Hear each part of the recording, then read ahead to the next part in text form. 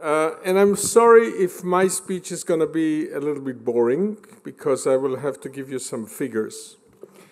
I'm one of the oldest, not by age, but by time, members of these organizations which are called World Jewish Congress, European Jewish Congress, B'nai B'rith, and all that. I'm what they call in German a Berufsjude. That means somebody who is a professional Jew for 52 years.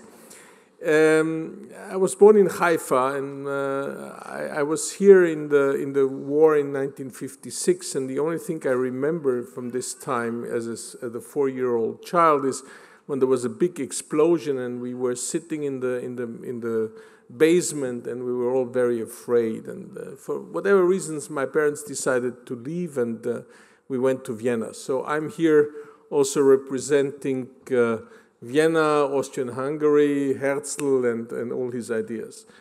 Yes. In the meantime, bad luck, I became president of the European Jewish Congress, so I also represent tonight 1.5 million Jews in 44 countries of Europe. And to be very honest with you, the situation is not really inspiring.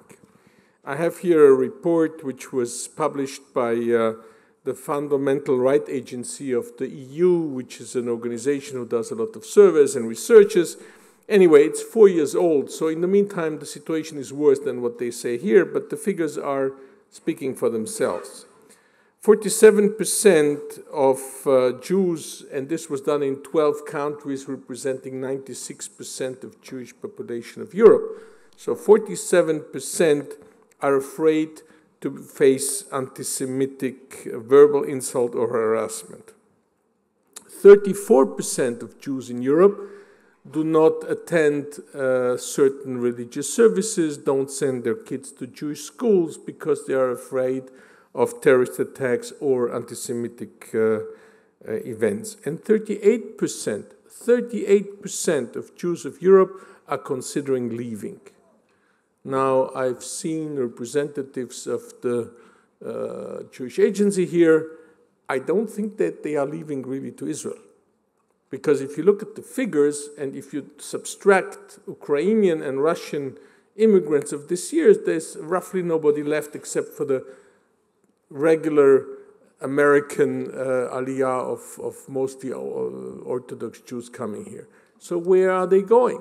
If 38% consider living Europe, something must be very, very wrong. Now, I'm also vice president of the World Jewish Congress. I don't want to give you too much ideas of what's going on in North America. You're a former Canadian.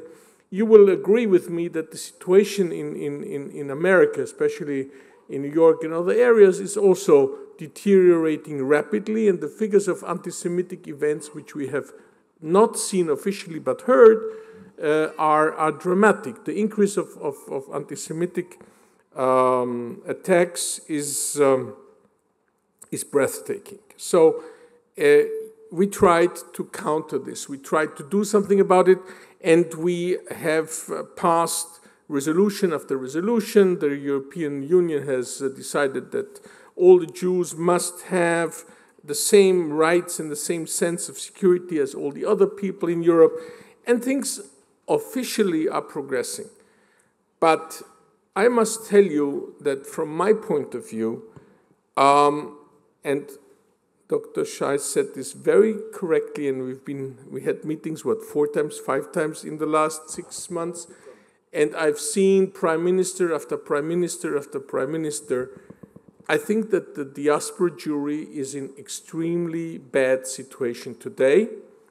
And I'm going to say something which you shouldn't say at the Zionist Congress, but I have to say it. I think that after 125 years supporting the State of Israel, and I am personally president of Ken Haisot, so I will continue to support Israel with all my means. I think we really must see a change of paradigm, and we must really tell the Israelis, the Israeli government, and all the institutions which are present here, that now it's time to save the diaspora. And when I say save the diaspora, I mean the following. We are losing Jews to assimilation at a rate which means that in small communities, 50% of them will disappear in the next 30 years. 50% of small communities will disappear in the next 50 years. So I think it is time to rethink. I don't think that the Jews of the diaspora should tell the Israelis what to do, God forbid. But I think that it's time that we change the direction of support and that the Israeli establishment understands that if they don't act now, in 10, 20, 30, 40 years, large part of the diaspora will disappear.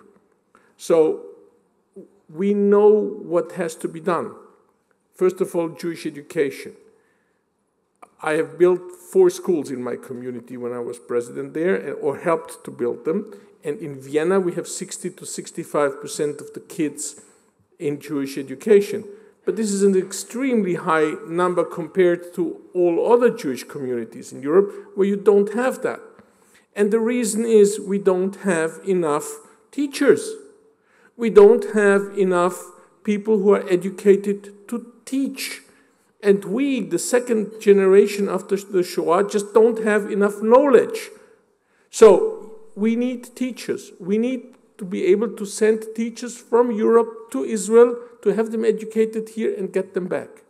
We need that programs such as Taglit and Birthright and Masa, which brought 1 million kids to Israel, should be extended by 5 times, 6 times if possible. We need that we use all the brain and all the possibilities we have to really try and foster Jewish life. I'm right now fighting in the next couple of months to get a law through the European Parliament to make sure that Brit Milah and Shchita will not be forbidden in countries like Finland, Cyprus, Belgium, and others. Why?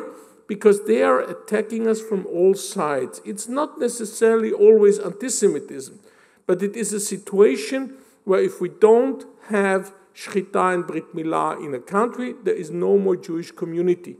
And Israel, and especially the Americans, must stand up and help us in this.